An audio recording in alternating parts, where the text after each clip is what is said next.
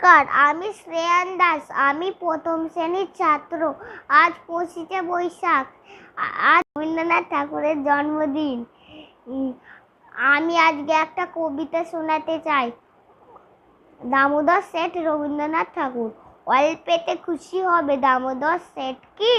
মুরগির মোয়া চাই, চাই ভাজা ভেটকি। আনবে কটকি জুতো, মটকিতে ঘিয়েনো।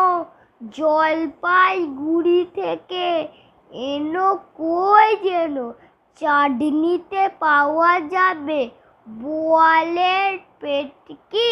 চীনে বাজারের থেকে এনো তো গরম চা। কাঁকড়ার ডিম চাই, চাই যে গরম চা।